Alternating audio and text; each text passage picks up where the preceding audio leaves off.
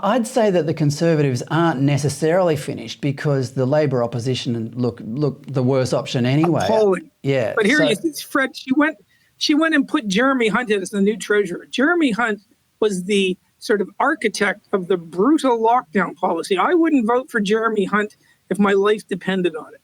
The man, when he ran for the leadership, he came in bottom. I think he was the first guy to go off in the sort of serial round. Nobody made Jeremy Hunt. Nobody on the right side of politics wants Jeremy Hunt near anything. And Liz Truss made him, Chancellor of the Exchequer, effectively treasurer.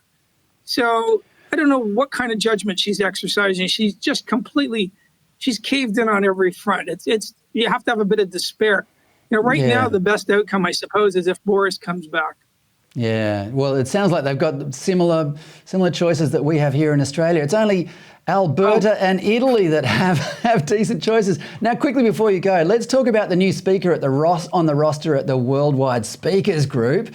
It's none other than our former Prime Minister, Scott Morrison. His bio on their website says he will use his leadership during the pandemic to explain how to manage a crisis from his experience as a leader during the pandemic. He will also explain how to identify the right problems to solve, how to get the best out of experts, how to take people with you in a crisis, how to measure success, and this is my favourite one, how to exercise accountability.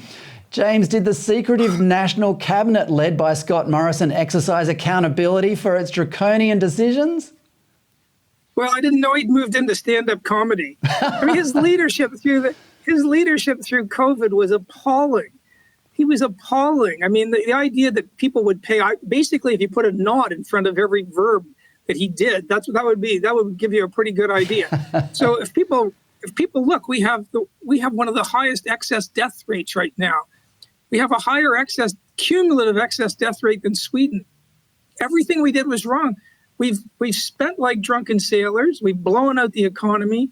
Kids have lost 2 years of school. You never make that up. And Jay Bhattacharya said, if you look at the data, when kids miss 2 years of school, you're looking at huge numbers of people having shorter lives. So all these people who think we handled the COVID well are just deluded, in my view. The data is totally against that. And the idea that Scott Morrison, probably the worst prime minister in Australia's history on the right side of politics, he's even worse than Turnbull, possibly, which is hard to believe. The idea that he's going to give us tips. This is the man who doesn't understand the presumption of innocence. He'll throw you under the bus in the first minute some left-wing group makes an allegation. So the sooner, if anyone wants to pay money to hear Scott Morrison speak, good, because that's money coming out of the pocket of someone we don't really want to have too much. Yeah. Imagine paying to hear his explanation of the past 2 years. He really should stand up in front of the Australian people and explain it for free. I heard that he changed his pronouns to they and them, because when you got 5 secret ministries, you have to have they and them as your pronouns.